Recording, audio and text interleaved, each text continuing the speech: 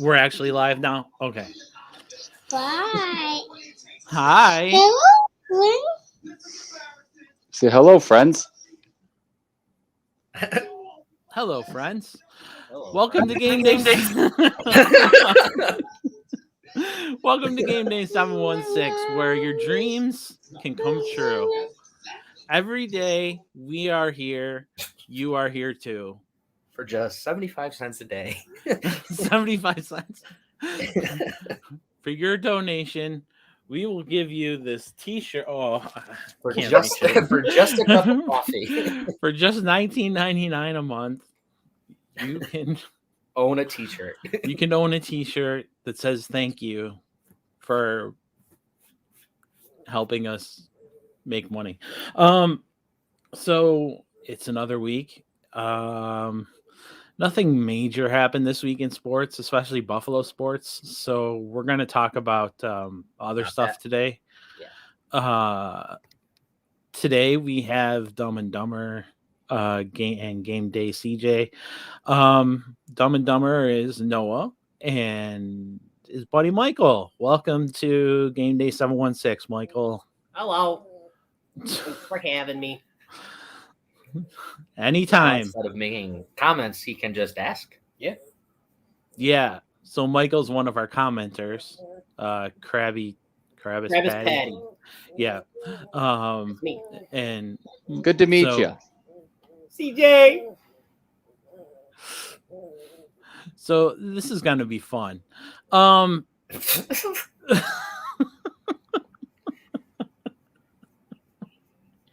Shit. Yeah, so here we are. And so how was the game for everybody? Well, CJ, all three of us were at the stadium. Do you want to break down what it was like from watching it from the TV? Because I wonder if it was different. Because I think to me, and I don't want to speak for everybody here, but I'm gonna. I feel like we all thought we were in control. Like Hyde got that pick, and we were like, we're good. It's Mostly. done. Yeah, it's done. So over. did it feel the same way to you guys? Yeah, I mean, I would say that at the point right before that Hyde pick, if he doesn't get that pick, it changes the whole game at that point.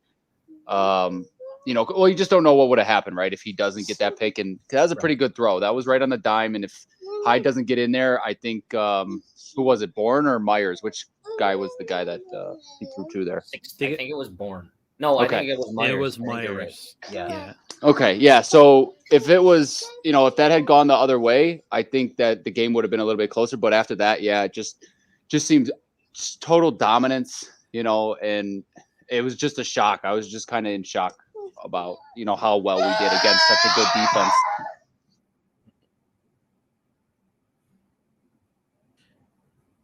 Oh, he got muted.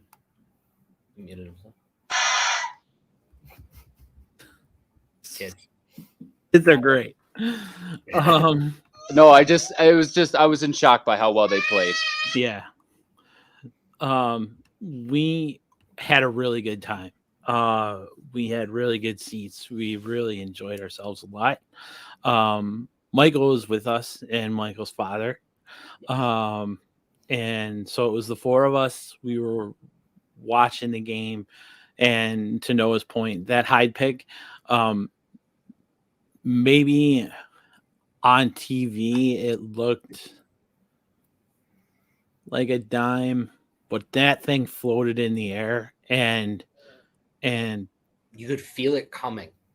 and you It could was see either gonna be incomplete. Like I thought I was just gonna fall incomplete. Like I didn't see Hyde until the last second. See, I was watching Hyde the whole time, and I just saw him go like, I don't know. I'm sure if they stat that right, Yeah. and I'm sure if they did that, then we would have had like something where he ran 100 yards to catch the ball, or whatever it was, because I feel like he baited him from so far away because he didn't trust Jones's arm, and he was like, try it, go ahead. you know? I mean, listening to Hyde on that when he kind of talked after the game, he kind of said that he was late on the break.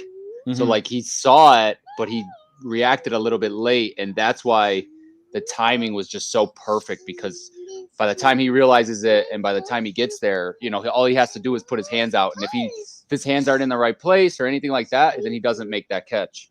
Mhm.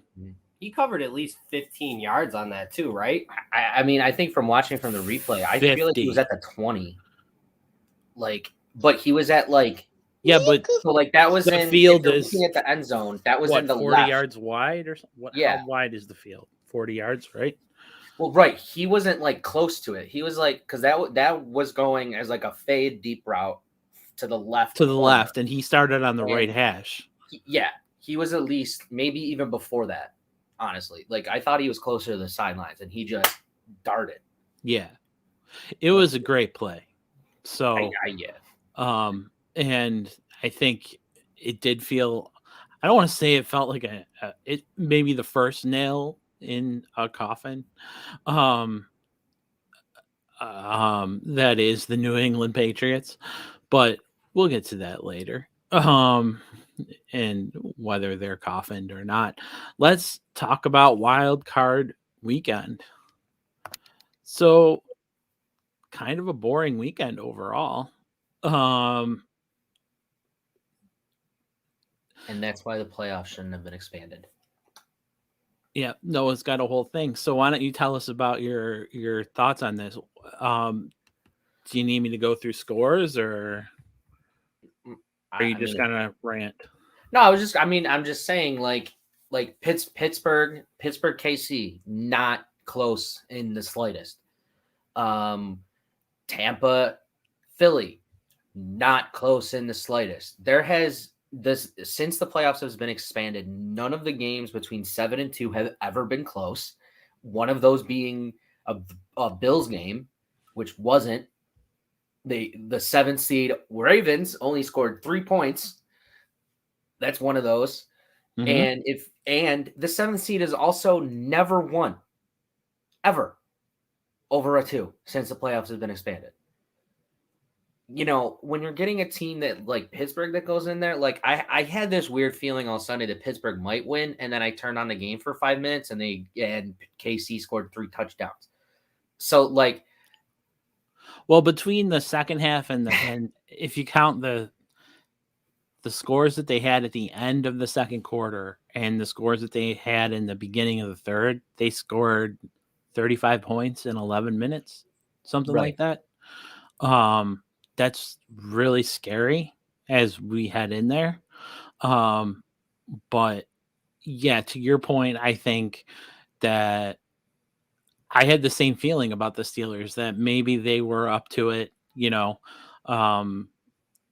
but the Bills weren't. I mean, the Chiefs weren't down for it, and they didn't exactly come ready to play either. I think there were like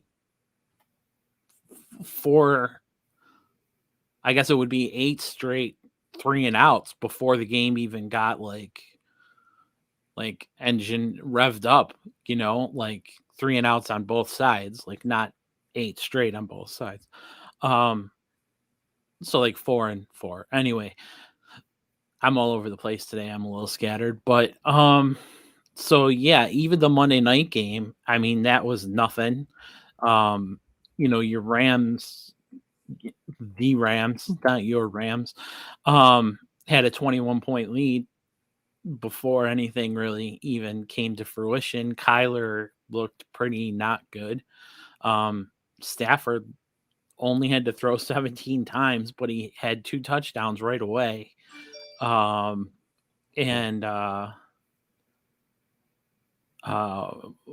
one to Beckham and one to Cup, I believe. And there really wasn't anything. I mean, even when you look at the scores, yeah, they were close, but nothing like dramatic. There wasn't much drama. Like the 49ers had a 23 point, or they were up 23-7, and then went into a general base defense, I guess, and let the Cowboys get to 17. But it never felt like the Cowboys were actually making a comeback. I don't know if you felt that way, but even though they did, and it sort of got kind of close, but I don't know.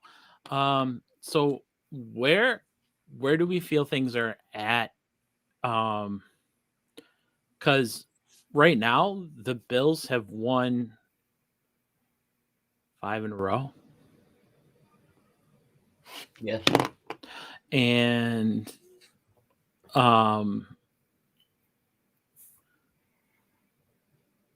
yeah, so they've, like I said, they've won 5 in a row, and with that, we wanted to talk about a little bit of some superstitions that may be going on and why they're winning 5 in a row. So Noah, your Gabe Davis jersey. Yes. Yes. They have not lost since I got it, and I've also worn it since I've got it, and have not washed it. Yep. And I will not do it until they lose. It's actually funny you bring up his Gabe Davis jersey, because when me and Noah went to the Indianapolis Colts game, I wore my Trey White jersey, and we got absolutely curb stomped that game. Yep. After that, who do we have after Indianapolis? Jags? Yeah. No. Yeah. Who? Jets? I don't know. Well, whoever we yeah. had after that, Yeah. I started wearing my Tremaine Edmonds jersey. Don't ask why I only have defensive players. Since I started wearing my Tremaine Edmonds jersey, same thing with Noah, have Saints. not lost a game. It was the Saints. It was the Saints, yeah. Oh, yeah. So since then, I've only worn my Tremaine Edmonds jersey, and they haven't lost a game since. You mean Also, the times that you've worn your Edmonds jersey? Right. I assume. Yeah, because I'm not wearing it every day. Right. Well, no, because they lost 2 in a row after that. They With did. the Saints and the Bucks. Yes, Yeah. they did. Or the Patriots and the Bucks. I was gonna say we beat the Saints, but yeah. Yeah, we did pretty well against the Saints. Yeah. And then there was the win game against the Patriots and at Tampa. And then the Bucks after that. Yeah. And then the 5 in a row. Yes. 5 in a row. So, CJ, do you have any superstitious things that you've got going on? At least that you want to tell us about, or not really? No, I mean, I had something similar where I grabbed that Josh Allen jersey and they've won every game since. So I don't know, it's been a coincidence or what it is, but I'm rocking it until they lose. So I guess we're in the same boat there, Noah. There we go. Yep, I have a 26 shirt for the Bills Mafia Means Family, and my wife has a Mafia Means Family shirt too. They're not the same shirt, and ever since she started wearing the shirt, I'm going to give her credit. I think that's why they're winning. It really comes down to her wearing the shirt and watching the games. Because she was texting me throughout the entire game, which I think is pretty awesome. And she was like, wow, that interception, what a return. And all that kind of stuff. So it was kind of fun. But all that kind of stuff. So those are the superstitions we have. and let's hop into the actual game. So the Bills throttled the Patriots. I know I used throttled last week, and yesterday was National Thesaurus Day. But Shame on you. I know. Thank God we didn't have the show yesterday then. I know. We're lucky. But today I can use the same word. So they killed the Patriots. And the Patriots are dead. There we go. Oh, nice. What color is it? Just type back. Well, we're not gonna sit here in silence while we wait. Okay. But so we talked about how the game kind of pivoted or didn't pivot, but I don't know, started, I guess, or ended, or whatever we want to say there with the Micah Hyde interception. But they did score 47 points. So that Micah Hyde pick was just the beginning of the end. Yeah. Yeah, I guess we could call it a catalyst or something. But Gray, red, blue. Nice. Those are Bills colors almost. So that makes sense. Glad they're not purple or something. I like the tan Bills one that McDermott wears all the time. I think that one's cool looking. Like he's got the tan hoodie with just the Bills on it. I like that one. Yeah, that is a good one. I think that might be a military to service hoodie. I thought it was too, but then it didn't have anything else on it. So I'm just like, for them to just do tan, it was weird. Like I thought the same thing, but yeah. You know what I don't like are the black on black hats. Oh, I have 3 of them. So I think, hold on 1 second. That's not black on black though, Mike. Like where it's just black. Oh, you're just talking like deep black. Yeah. Yeah. I know exactly what he's talking the about. dark. I bet you CJ has it. Do you mean like this? Or No, like this? No. See, those have outlines. So Those just have all black. outlines. Yeah. Okay. All right. Yeah. There's just black. Like there's ones that are just black on black where you can barely see like the logo or anything. Yeah, that's goofy. I don't understand. And those are just weird. I don't know why people wear them. And by people I mean like people on the sidelines, because I see all the players and coaches wearing them the whole time. No, but I actually like those, the ones with the logos outlined. I don't like the where it's just a black logo on a black hat. It's just really strange. Do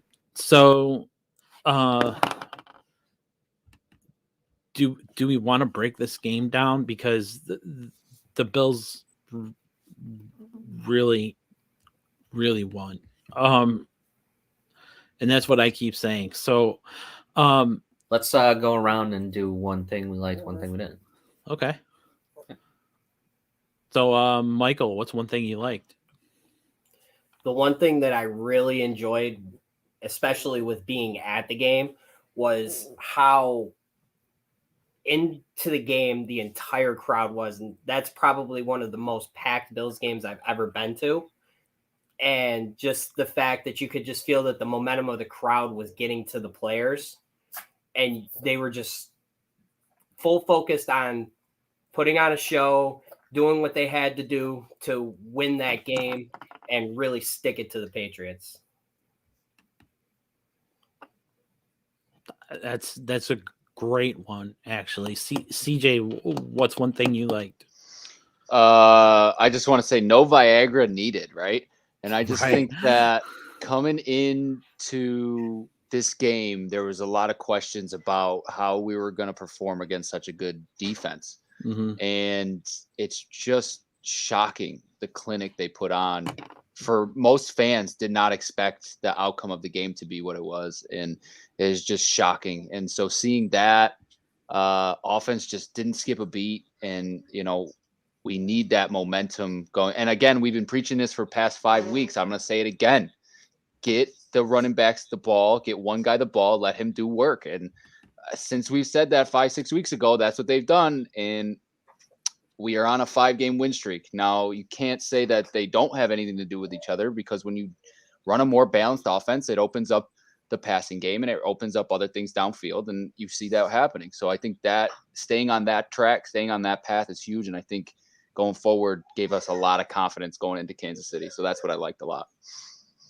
Noah. Perfection. I mean, it's kind of piggybacking off what CJ said, but they're the first NFL team in the Super Bowl era to score a touchdown, just a touchdown on every single drive.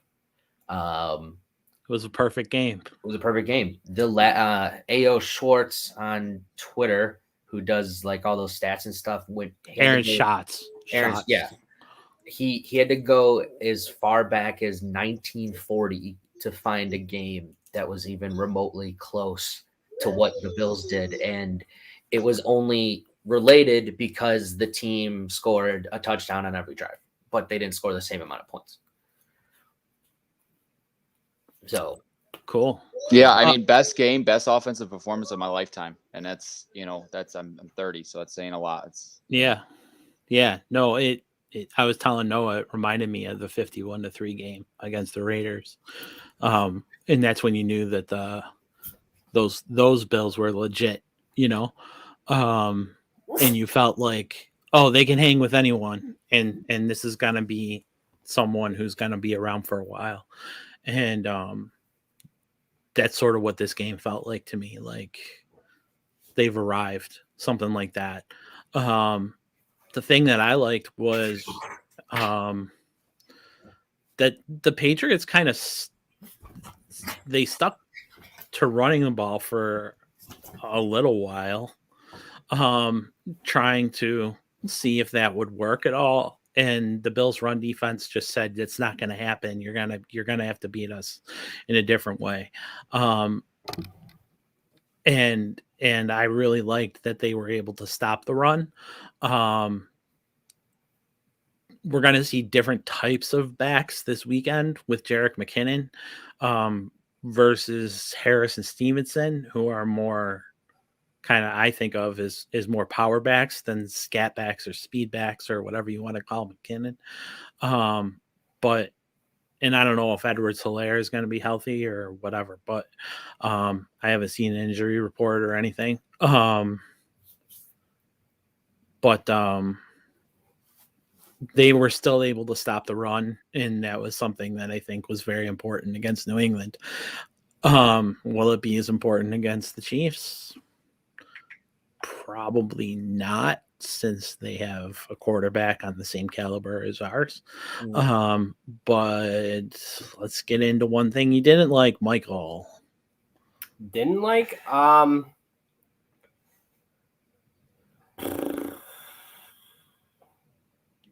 The one thing that I didn't like that I've been seeing a lot more from them is it seems like there's a lot of misdirection in some of the routes.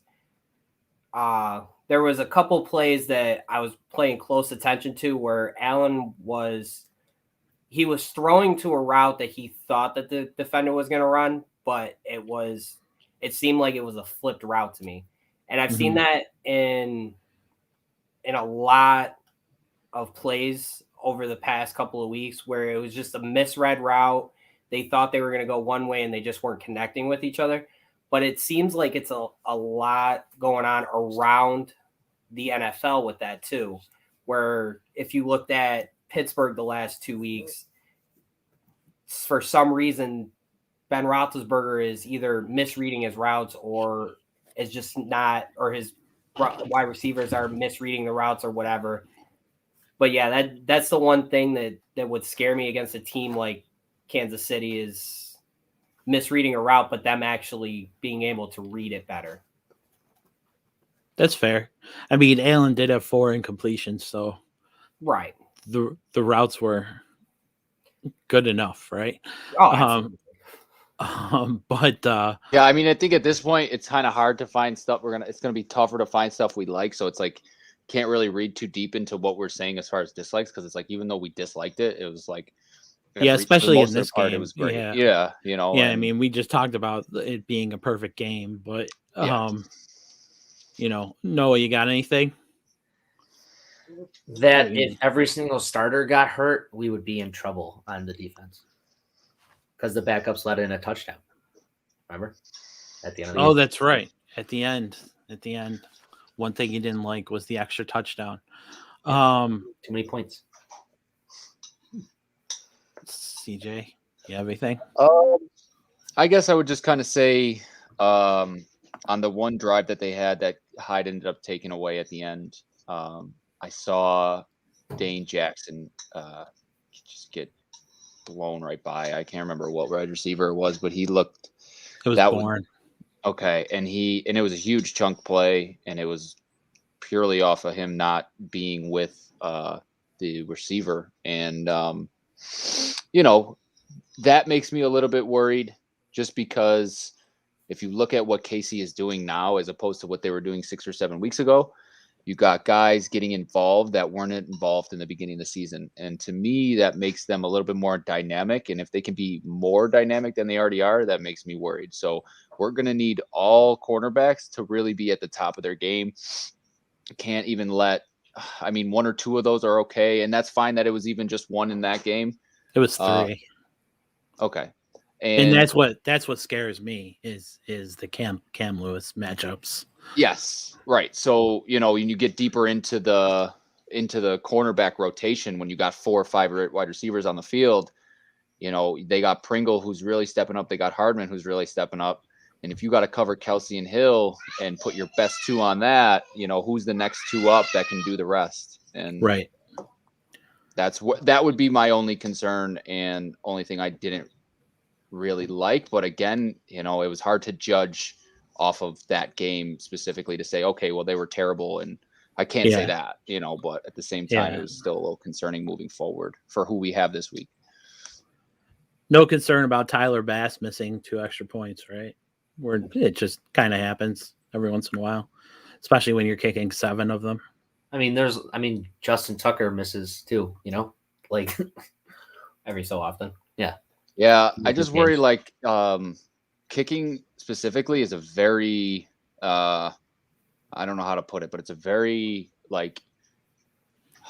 you want the right momentum going into big games. You definitely don't want to be missing kicks. And so I feel like that's the one position where if you get in your head, you will start to miss them more often. And I just don't want him to overthink it. And extra points are extra points. Like you said, Noah, I hope he's going into that night and saying Justin Tucker missed his extra points, because it's true, and I think if he told himself that, he'll be fine and everything will be great next week. If he gets into his head a little bit, and what would worry me is it's a 3-point game and we need the 3 points at one point in the game to either tie or, keep the game going. And that's where I would worry that it'll carry over, but I just hope that that's not going to be the case. I'm with you. I do have a little bit of a thing in the back of my head. Let's just hope Bass doesn't, like you said. So is Mac Jones legit? Is he the answer for the Patriots? I know a lot of people just think he's on this upward trend. And I think it's Josh Allen's fault that everyone thinks every young quarterback is now on an upward trend. Because of the way Allen ascended to where he did and how amazingly he did. And now people sort of think that that's going to happen with every quarterback, especially fans of their own team. But not that we heard from any New England fans in the past week. But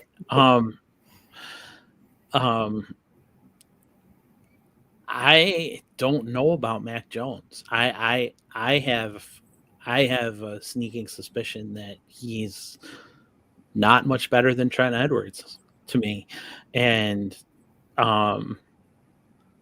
that Patriots fans and people all over the world think he's the next Tom Brady, or that Belichick has the magic sauce and that kind of thing. But what do you guys see out of Jones? Do you think he's for real? Do you think he's making good reads? Do you think he's ascending? To piggyback what off you were saying, like what Patriots fans were saying, the number one thing I kept saying was everybody was saying Mac Jones did everything he could. And I agree. He did everything he could. So 2 picks and That 2 is how good touchdowns. he is. Mm-hmm. That game where he got demolished, that's his ceiling. That's it. That's not going to win you in the NFL when you can't throw deep, when you can't hit the medium routes. You're not throwing the ball more than 10 yards, but you're just hitting guys and just slowly marching down the field when you're down 3 scores. And you're still committed to running the ball because you're sitting there going, well, we're the Patriots. We're not going to change what we're going to do. But that doesn't win you games. The Bills have beaten you twice now when you've tried to do that. In normal weather, normal conditions, they have beaten you twice badly. Yeah. You're not going to win with him at the quarterback because that is his peak. What we saw against the Bills, that is it. So you think he's that this is his line of demarcation as far as improvement? I mean, he can improve. He'll have good years. I mean, every quarterback does, but it's like I don't think he'll get much better than what he showed against the Bills. Like Michael, what do you think? The only question that runs through my head on this is the question being, you look at Josh Allen when he first started, one improvement that we had to make with him was taking a little bit off. Mac Jones's problem is they have to put a little bit on it. So in that aspect, the only question you would have, is it easier to put more arm into a ball and help get your deep pass better, or take off the ball to, hit your target a little better? And basically what Noah said is pretty much spot on. I mean, you're in a playoff position. He did not look good. I mean, throughout the year, he relied a lot on his run game. His passing game is to that of the specialty of what the Chiefs do, the dink and dunk type stuff. Get a few yards here, get the first down, hand the ball off. You have 2 solid running backs in the backfield that'll get you yardage or punch it through for you. But as far as going any further, if they don't make improvements fast on Mac Jones, I don't see him as a legitimate quarterback in the NFL in any way. CJ. Yeah, I mean, I think in the beginning of the season, we all kind of predicted him to be a I can't remember the name we used. Alex Smith pops into mind as like a game manager, not a huge arm, but a guy that can move the ball. Mm-hmm. And I think if you're a Patriots fan, from a Patriots fan's perspective, you're happy about how the season went with him, honestly, with the big stretch they had in the middle where they won a bunch of games. Look, I mean, I think it's known right now that he's not going to win a game for you. That was never the plan, was to send him out there and have him win games. The plan was to have a great defense that limited other opponents and have a great run game. And when he's put into that situation where those 2 things are clicking, where the run game's clicking and the defense is clicking, he's more he's more dangerous, if you can say that, right? He has more, Sure. He has more of a chance of looking like a franchise quarterback because everything else. But when those things are not working, as you could see in that game, it's put on him. That's where the problem lies. And I know they don't want to do that per se. They don't want to put it on him every game. I think this year, what the Pats will end up doing is, obviously they'll keep him as the starter, but what they'll do is they'll go out in free agency and they'll get him a couple guys similar to what we did for Josh. And I think you give him that opportunity with a number 1 guy, see where he's really at, and then you go from there and you decide after next season. You give him because to me the receiving core has been left much to be desired over even the past 4 years. You had Julian Edelman there, but that was it for the last couple of years of even Tom Brady's tenure there. So I just think that given another playmaker, I think he can be the franchise guy, or the guy that Belichick looks at like, I can get wins out of him. Like I view it as, from Belichick's perspective, I view it as what quarterback is going to get you the most wins versus what quarterback is going to get you the most losses. And Mac Jones is definitely not the type of quarterback that is going to go out there and cause your team to lose the game based on how he played, right? Like it's going to be. You think he has the processing ability and those kind of things to hang? I think over this year, again, from a Patriots fan's perspective, I'm trying to put myself in their shoes. I think he did you know, I think he did better than what you could expect most rookie quarterbacks taken, what, 16th, 17th? I don't remember exactly where he was taken, but not a top 10 guy, wasn't even guaranteed the starting position until maybe 2 weeks into before the season started, 2-3 weeks before the season started. And again, the way I look at Belichick is a very calculated guy. And I think that, he could have went some way like to me, the juxtaposition here would be someone like Justin Fields or like a big playmaking guy. But at the same time, that look at Kyler, right? Big playmaker. But at the same time, Kyler does things where he threw the ball from the end zone almost down and just kind of tried to get it out of the sideline, but didn't have the arm strength and it went right. You saw it the other night. I don't need to explain it, but I'm just explaining like that kind of play will lose you a game, right? Whereas I don't think Mac Jones is that kind of quarterback. And I think that's what Belichick likes about him. You know what I'm saying? So I think from a Patriots perspective, that's how I would view it. So kind of a lower ceiling, but a higher floor. Yes, exactly. That kind of thing. Yeah. Okay. That's fair. So next question was has McDermott passed Belichick as far as coaching? Or I don't know, Noah wrote this question, so he wrote the first half. So what were you thinking about this, Noah, as far as? Well, I mean, like I feel like this game was us stepping like out of their shadow. Like I don't think that either us going there or them coming here anymore. Like I don't think we have anything to fear. I don't think in terms of coaching per se, McDermott has surpassed Belichick, obviously, because Belichick is Belichick. But in terms of being like, oh, I'm supposed to be scared of this guy now, like you shouldn't be. Because like honestly, it felt like McDermott was just in Belichick's head the whole night. He was like, I want you to do X, Y, and Z, and I'm going to make you do it. And that's what Belichick did.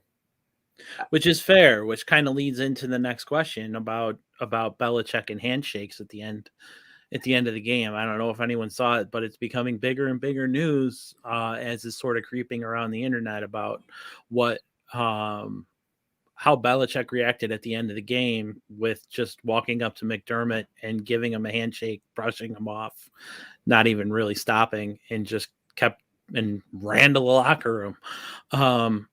Do you think he was being a jerk face, or was he just sort of caught up in the moment of getting killed and here, let me hit on this real quick. So I think that if you go back to even the Rex Ryan years, there's always been an issue between the other non-Bill Belichick coaches in the AFC East. And what I mean by that is I think that because he's always been on that pedestal, it's always been the other three guys kind of trying to either get to there or figure him out or whatever that might be. And now that you've kind of flip-flopped that narrative where he's not like McDermott is almost to the point where he is catching him or out-dueling him, I would say, in games.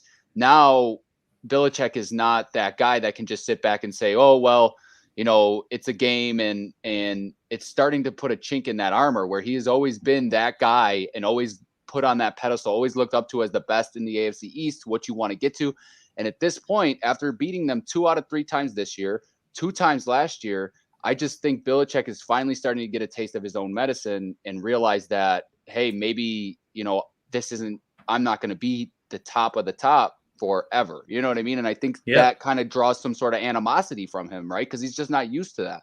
Yeah. And so any issue with them on the field, again, is just, it's a changing of the guard. And when the changing of the guard happens, the old regime is never happy about that, right? So I don't think he's going to sit there and say, oh, I love McDermott, he's better than me. I don't think he's going to do that at all. I think, he's going to try to play like it doesn't affect him, but then you see that kind of thing unfold on the field at the end of the game, and you clearly can tell there's something getting to him. You know what I mean? Whether that be that we've beaten them, and that's fine. And as a coach, I think that would get to me too, that they beat me 3 out of 4 games. I think that's something that's getting to him. And I think that you're starting to see the changing of the guard, and I think it's starting to move into Buffalo's favor. And I'm not going to say that McDermott is above Belichick in any means. I'm not putting that out there yet. but I definitely feel like you can see Belichick starting to take exception with McDermott and what he's doing, and Mhm. you know what I mean, just feel Mhm. some type of way, whatever that is, whatever reasoning that is. I just think, that's No, starting to happen. was that more where your question was headed? Was that more of your thought, like more along the thought of almost where we see the Chiefs, maybe where New England is starting to see us, where Yep. they're going to build to beat the Bills, and they always built to be number one, right? Well put. But because the Bills are built, right? And that's the thing. And we'll see how well built they are as they go again next week with the team they were built to beat. So we meet again on the revenge tour with the Chiefs. And while we won't talk about what could happen on the revenge tour after the Chiefs, because we could seriously get some revenges and exercise all the demons, but let's talk about the Chiefs. So the Chiefs looked really bad to start the game. Mahomes looked out of step.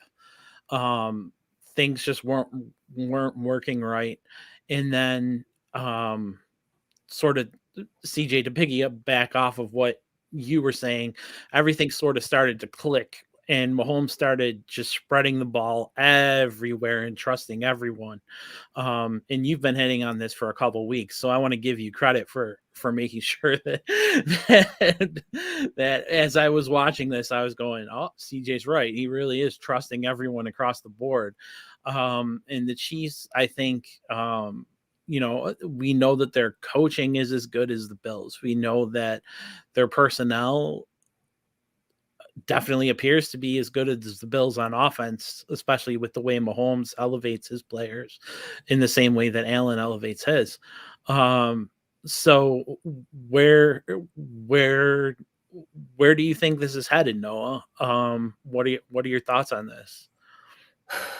I mean, I think that there's a legitimate chance where we're sitting here and both teams are struggling on offense. The game is ridiculously close the entire time. It looks like nobody can get their act together because both of these defense just step up and clamp down, because that's what both have to do.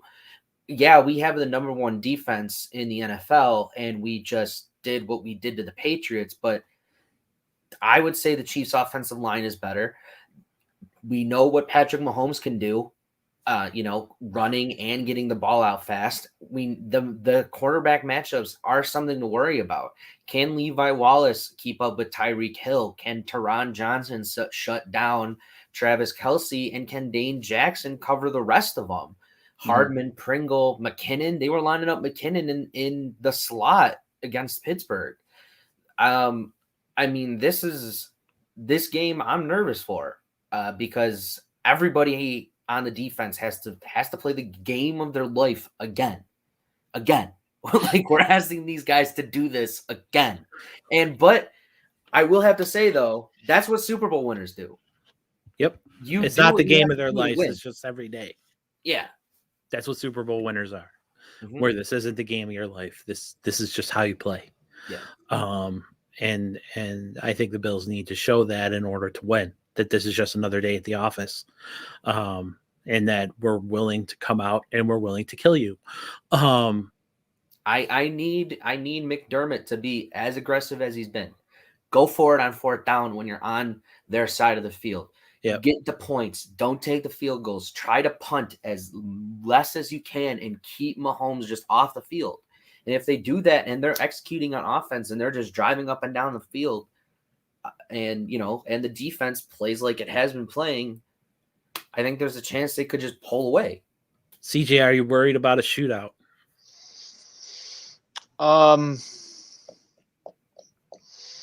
I have a feeling that the game will go very similar to what happened earlier in the season. Playing New England again, New England being the number 2 defense. KC is not that strong on defense. And so if we did what we did against number 2, I have really a lot of confidence against what I mean. I want to say they were maybe a bottom 15 unit, if not close to that. Yeah, in the last half of the season, though, they were a top 10 unit. Right, really bumped them up as far as When they season. That what they trade did for the for whole season. Melvin Ingram Right. allowed them to move Chris Jones inside. Mhm. And since they've done that, they've been wreaking havoc rushing 4. Right. The back end is where they still struggle a little bit more. So Mhm. they have been able to get a little bit more pressure, and therefore that does help their cornerbacks and safeties and everything like that not have to do as much. Mhm. But yeah, I don't know. I think that if KC comes out and plays like they did against Pittsburgh, like if you put us where Pittsburgh was after that pick 6 touchdown, I think we run away with the game at that point. Because that wasn't us, obviously, and it was Pittsburgh. They have no offense Right. whatsoever. They really didn't do much with that. But I think those mistakes starting early have to give you some confidence that the defense can do something similar early, and our offense can continue the track that we've been on. A shootout is always a possibility. I mean, again, it's Kansas City, right? And it wouldn't be. I think that they said, I was reading a statistic today, something about Mahomes in just the amount of points that they put up since he's been there. And, it bodes well in the favor that this will be a high scoring game, Yeah. and so we'll see what happens. I truly am more confident about this game than I was probably even 3 weeks ago, or 2-3 weeks ago. And so I think that's a lot to be said about how the team has come together over the past couple weeks. Yeah. No, I agree with that. Where are you at, Michael? When it comes to how about when it comes to the defense being able to hold and hang with Mahomes and family? So I don't want to talk about Mahomes' family. So let's say Mahomes and team. If you want to bring up Mahomes and family, you should. I don't want to talk about Jackson Mahomes. So let's how they compared him to the fan base of Jackson Mahomes and Ryan Fitzpatrick being in the stadium with his shirt off is a great comparison. He's Washington's starting quarterback. Yeah, He's still under contract. That was great. That's awesome, actually. For the defense, I'd say basically as watching Kansas City play throughout the year, yeah, they really stepped it up defensive, offensive wise. They did step it up in the second half of the season. But I feel if the Bills played to the caliber of how they did back in week 3, it was week 3, right? 4 or 5? 5 when we played them. Yeah. Week 5, I think it's going to be the same outcome. I don't think that Kansas City is going to be able to keep up with the wide receiving core that we have, especially at, with all thoughts of what happened last year. I was reading up on some of the injury reports for Kansas City. They have, as of right now, 5 listed. I mean, Clyde Edwards-Helaire was a full participant today, but we won't know until tomorrow what his actual status is. 2 of their cornerbacks are listed. One was a full participant, but is still struggling with knee injuries. The other one was a non-participant, which is their cornerback Fenton, which if he doesn't play, that's huge. And okay. I mean, Noah, give me your X factor for this weekend. I mean, Josh, I think that's not an X factor. Give me an X factor. What do you mean? Like what about Josh specifically? Yeah, like sure. Rushing, passing. No, I think passing. I think you gotta let him do. I was just gonna say you gotta let Josh be Josh again. You gotta unleash him. I appreciated that McDermott never pulled him, never took his foot off the gas pedal against the Patriots, and he has been doing that consistently when he can in the past couple weeks, and that's what they have to do. I don't care if you win 51-3 or if you win 45-43 or something like that. Like, just don't stop. Just go. Just keep going. Okay. Michael, X Factor.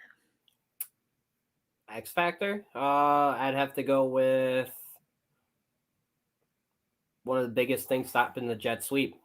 because Noah brought up a good point about lining up 5 wide receivers that they've been doing a lot lately. I think one of the biggest names that he's leaving out of that is the jet sweep that they do with Mecole Hardman. If you stop that jet sweep, they don't get they're not getting the 15, 20 yards that he gets off the jet sweep like on every other team that he does. So if you stop that jet sweep, you force Mahomes to throw the ball a lot. I think it's a totally different outcome, especially with how good our CBs, our safeties, and all that have been playing. So I don't know if you watch KC a lot, but you're right on the jet sweeps. And what they do off those jet sweeps is they start those and run those early so that they can bring the defense up when they do another one. And what they'll do then is they'll hit over the top. And it's a huge part of their offense to kind of always have that guy running in the backfield. I don't know if you noticed it a lot, but on offense, they do it quite often. And so that's a good point in that. They'll also run a counter screen off of that. Right. And honestly, it's a huge setup to the rest of their offense. So, if we can put him 5 yards back on the first time they do it, they do the handoff and he's 5 yards behind the line of scrimmage, kind of limits your options moving forward. Right. So that's a good point. I think we stopped that. It's not the only thing that we need. It's not the only thing I'm worried about, but it would be a good tone center for sure. For me, I would say X factor is just going to be, I honestly believe the 4th down conversion rate is going to be very important. So as long as we are converting on 4th downs and taking them when they benefit us the most, I think that will be a huge factor of if we win or not. X factor for me are the coordinators. I think they both have to plan a good game. It's important on both sides of the ball for them to be creative. On defense, you gotta, do all of the things all of the generic things you hear, all of the commentators talking about as far as, hiding coverages and, screwing them up. I know you're not going to mess with Patrick Mahomes, right? So you got to do what you can when it comes to just having the defense ready, having a plan in place and saying, this is the plan that we're sticking to, and unless it doesn't work, and being able to pivot from there. We've talked about pivoting a lot early in the season because the Bills didn't seem to be doing that very well. They've now won 5 in a row, so clearly they're adjusting and being able to do stuff a lot better. On offense, I really hope Dable has one of the most creative games that he's ever put together, because I think that's the way that you beat the Chiefs. You almost out trick them. In many ways, you have to win those special plays, the jet sweeps, the deep balls, all of those kind of things that do come into play that you see with the Chiefs. You have to win those on your side. There just has to be more big plays, I guess, on the Bills side than on the Chiefs in order for. I hate to do this again, but another one is obviously going to be the pass rush, right? And we've talked about this plenty of times, in that you get 4, you put 4 down, and if 4 can get to him, he has a lot harder of a time for most of the rest of the day. And I would say right now, besides Tampa, we probably have one of the best D lines in the league right now, especially in the playoffs. So I think that will be huge if we get pressure, if we could get to them, make them make some bad reads, make them make some bad throws. That it does feel like they finally got the rotation that they've been talking about all year, and that they're starting to understand it and get it right and get the right players in at the right time. And so, like, from that standpoint, I definitely think you're right about the defensive line and using the depth correctly. Finally, and it just took them all season, right, to get it together. And again, I mean, but that's like to your point, and I mean, like you said, we're hammering it home, but it's so important to be able to rush for. And I do have this fear that if they have to leave Dane Jackson on an island, that they're so screwed.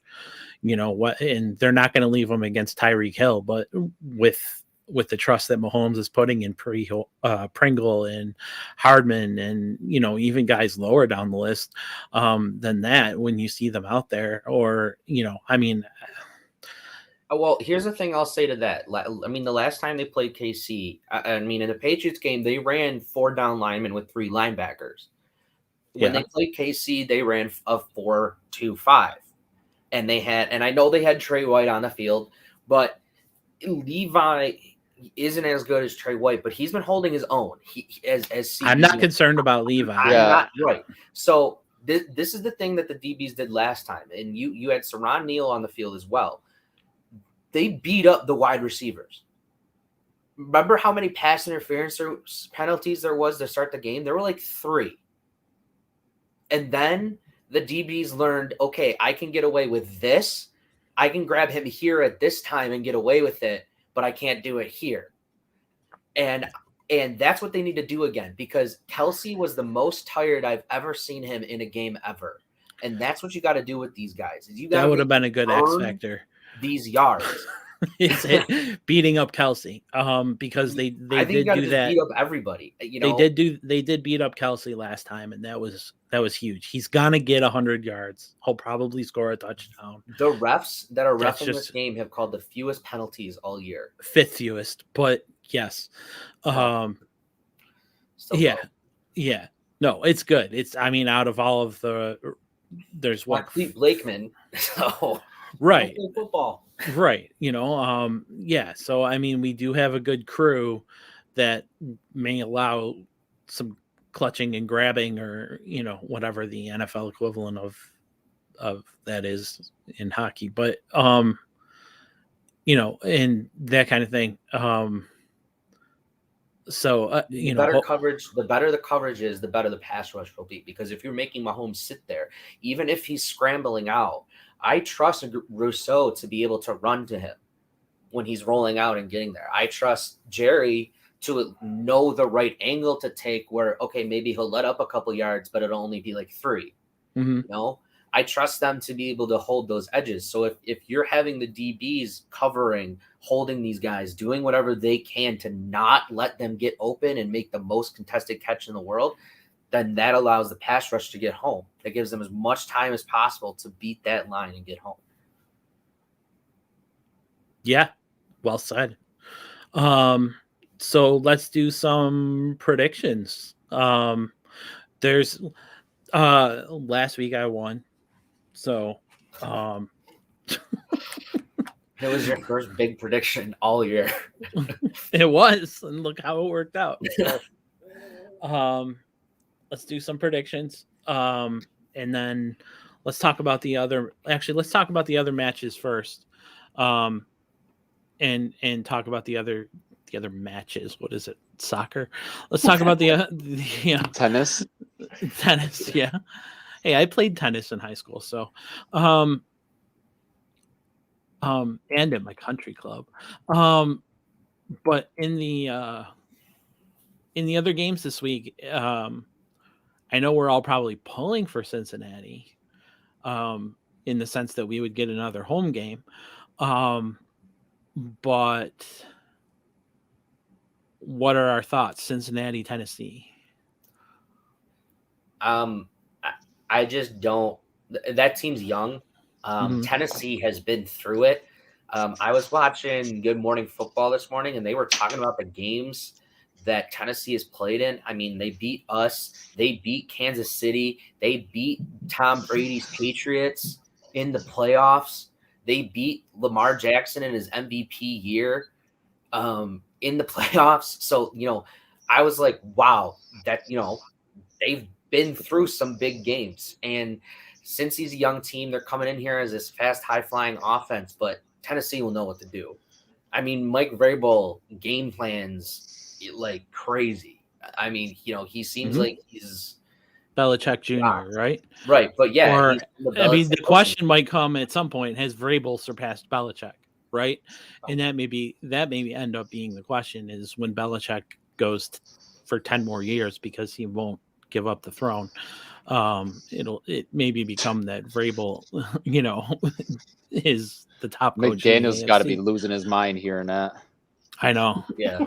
Like he's sitting there like, I got one more year, and 10 more years. 5 years down the line. This is what he just told me 2 minutes ago. That every year. One more year. Yeah. One more year. Yeah. Next Oh, this will year. be Right, yours. next year. Don't worry. This will be yours. When I'm I handing over the keys to the king. Oh, Mac Jones is here. Okay. Yeah. Oh wait, I want to develop a young quarterback again. New toy. Yeah. Um. So yeah, no, I think about that Cincy game, and my initial reaction is I think Cincy will keep it a game. I think they match up quite well against Tennessee on the back end. I think with those wide receivers, Tennessee's cornerbacks are going to have to play a really great game, and there's been games where they have just not played well. And so, but on the other half of it is, Cincy came out strong last weekend, and they got up, I want to say, by about 10. It was either 10 to 15 points. I'm not exactly sure what the halftime score was, but they were up by almost 2 touchdowns. And then they came out after half and just looked flat. I don't think they scored again. I don't think they really had many drives that were sustainable, and they let the Raiders get back in it. Now, you go out against Tennessee and you do that same thing where you come out flat in the second half, they're going to run you into the ground. And even if you're up in the first half, they'll beat you. You know what I mean? And so that would be the one thing I would be concerned. Did I just lose you guys? Just for a second. You're No, here we're good. now. We're good. Yep. Maybe. So that would be the one thing I'd be worried about if I was a Cincy fan, is all I ended it on. I don't know if you got the whole thing or not, but All we missed was if I were a Cincy fan. So all right. I think that's the beginning of the HMS Pinafore, but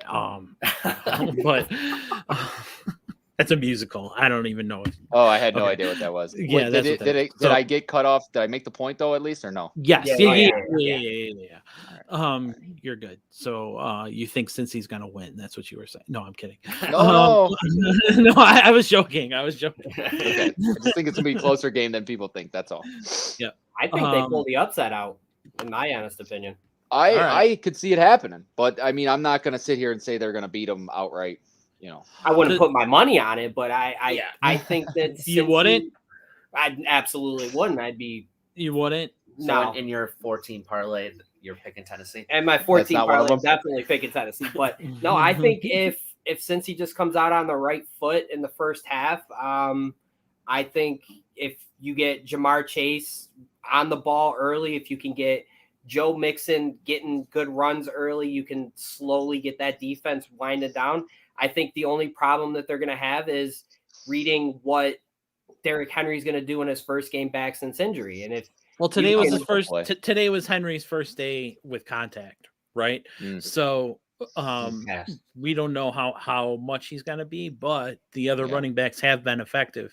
absolutely, I mean, not Derrick Henry effective, but they've been effective enough to keep Tennessee around. Deontay Foreman is like a Walmart version of Derrick Henry. Like, or maybe an Aldi's version or something. Yeah. I don't know. I like that. I like that analogy better. Yeah. poor man's Derrick Henry. There you go. He's a wannabe. Yeah. So it's like how you are like me, right? Oh, Noah? Rude. okay. You're just younger. That's all I'm saying. You're just younger. I have taught you well, my young Padawan. And so So you're gonna be Darth Vader then, right? Is that what eventually. that what that means? That's Okay. my goal. I won't talk about my therapy sessions, but Darth Vader does come up. So Is it because you want to live in space away from everybody? probably. Yeah. So I let's want an talk about isolation chamber where I can go. Yeah, Build a Death Star. Yeah. Road. Yeah. No COVID for me. So San Francisco, Green Bay. That should actually be kind of fun, I think. Yeah. I'm seeing, I don't know where Garoppolo is. You guys may be paying more attention to that than me, but I haven't heard anything. He's saying they're hoping he's gonna play. Yeah. It's a right throwing. It's his throwing shoulder. So I was surprised that. Yeah. Plus, they're so confident. right? Fred Warner's also hurt. Yeah, Bosa's also hurt. Yep. Yep. I think there's a Concussion, I problem think, with with Bosa. Armstead too. Not only his throwing shoulder, isn't his throwing thumb as His well? thumb all as jacked well. up? He's Yeah. been hurt. Yeah, he's been hurt.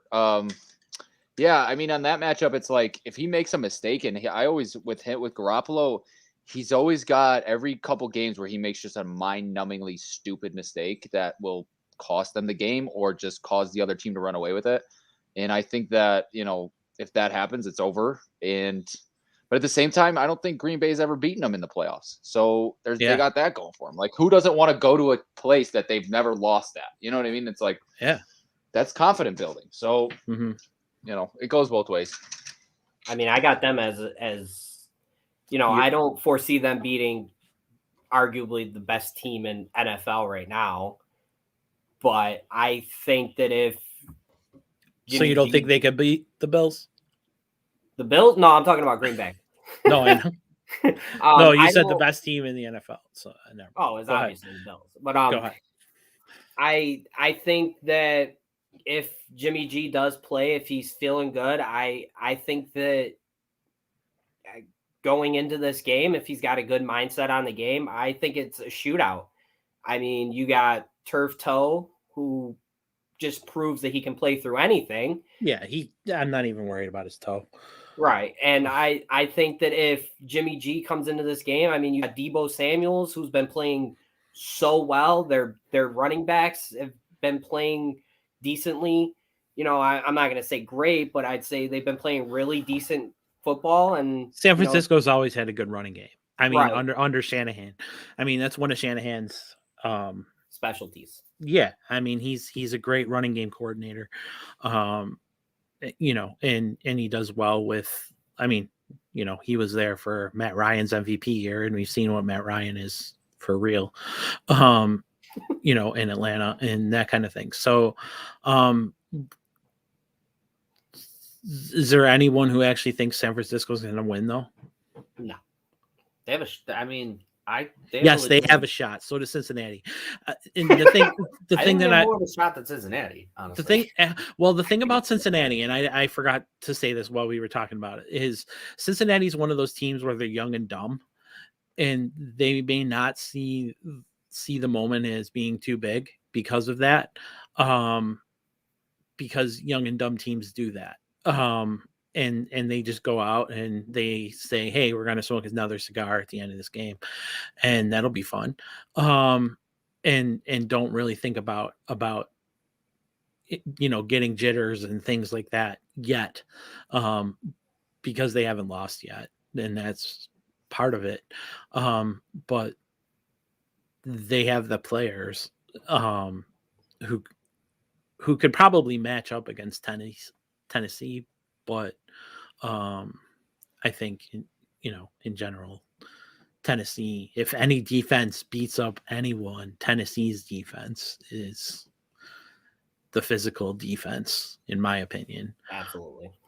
I mean, if the Niners can just get Deebo Samuel going, get him contributing, get him involved, and really get him what he, I think there's a chance. I mean, if Green Bay lets that happen, they're just letting them use Deebo Samuel like he's been used all year, honestly. And It seems like nobody can stop it. I think if they can't stop that, the Niners win. They've shown that putting it all on Deebo, nobody cares. It's fine. Greg Kittle had one catch George Kittle had one catch in the last game and didn't say a word. So let's move on to other physical defenses with the Rams and Tampa. Where are we thinking here about this? Is it just Brady's Brady and this is how it's going to be? I don't think so.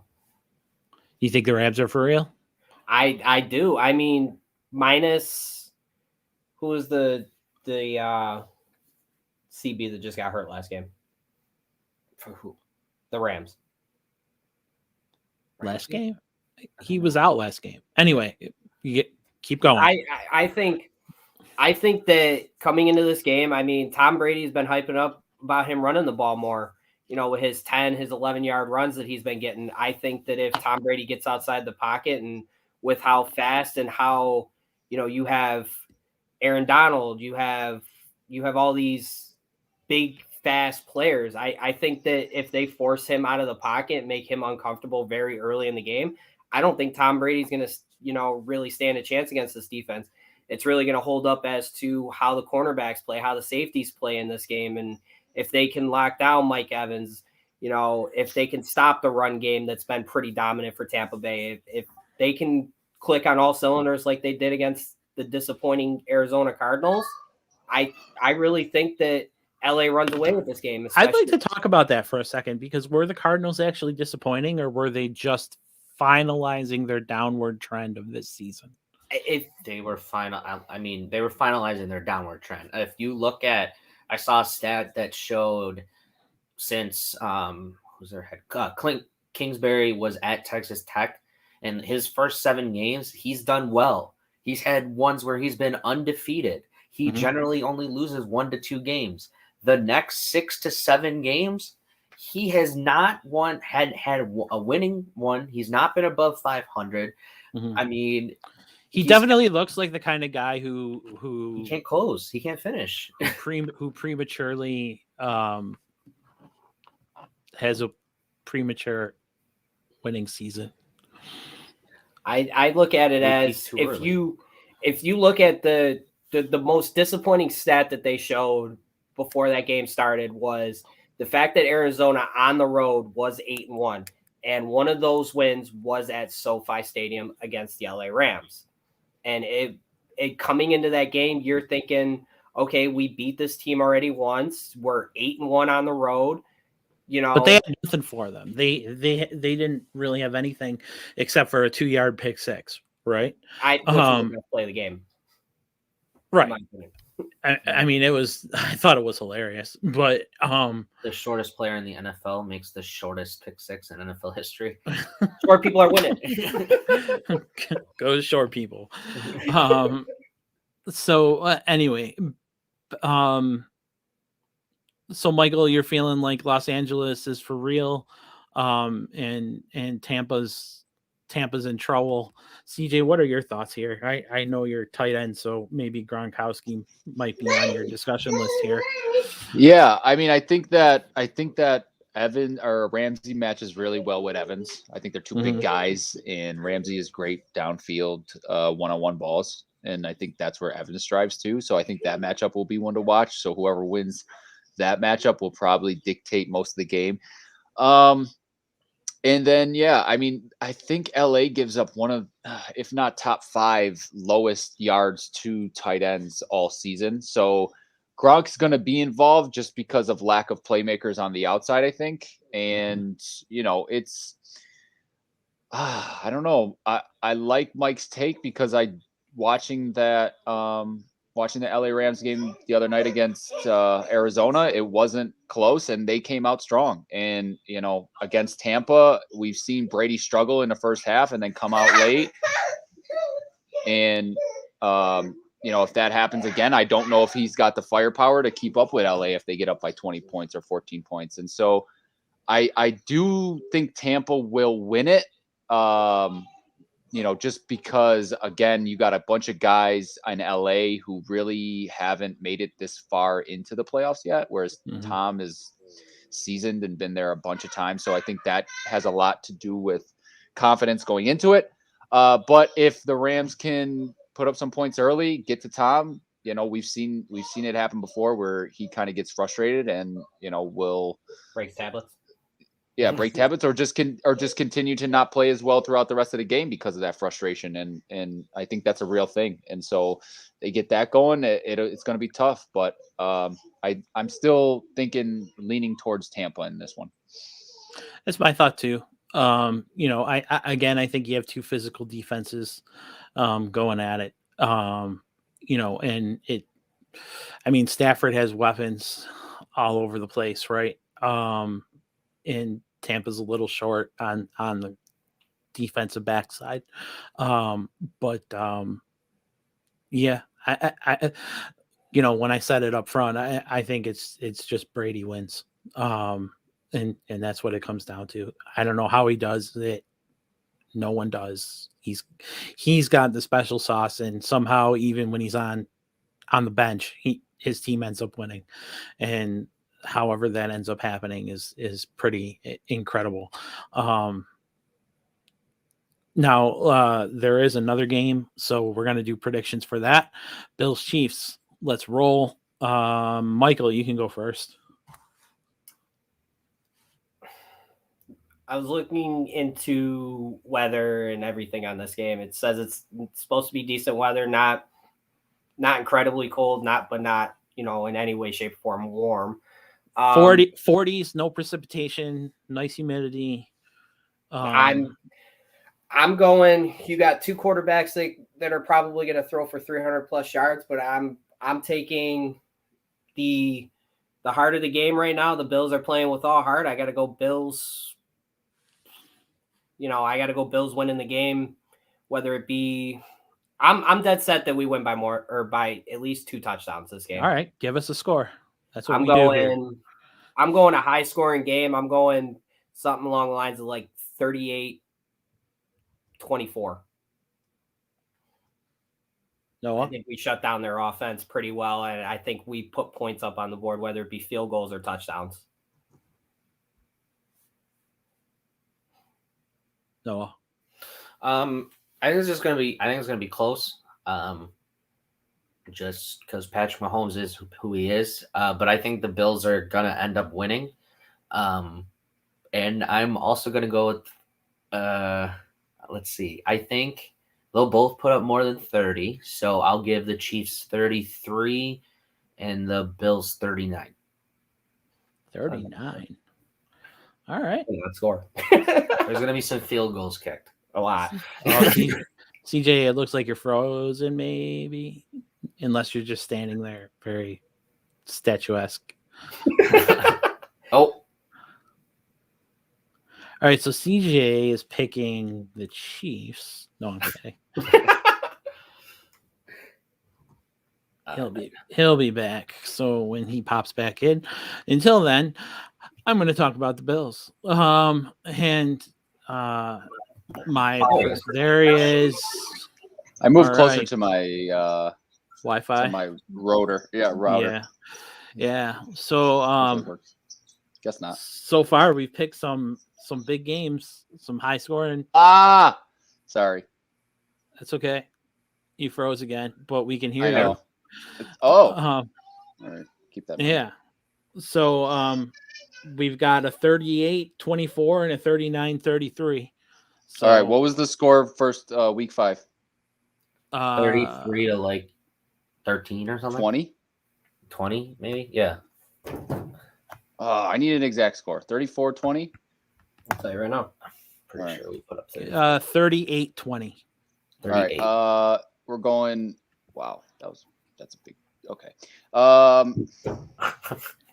38-20. Screw it. 38-20. I like that. I'm sticking with the gut feeling. I like that. Yep. I think it's gonna be the same way as the week 5. So. All right, I'm gonna do it again. I'm gonna go 45-28. 17s. Wow. Okay.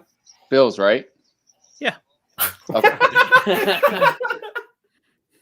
Yeah. I wouldn't do that now. With us they'd be undefeated the entire year, but that's just how it goes. So yeah.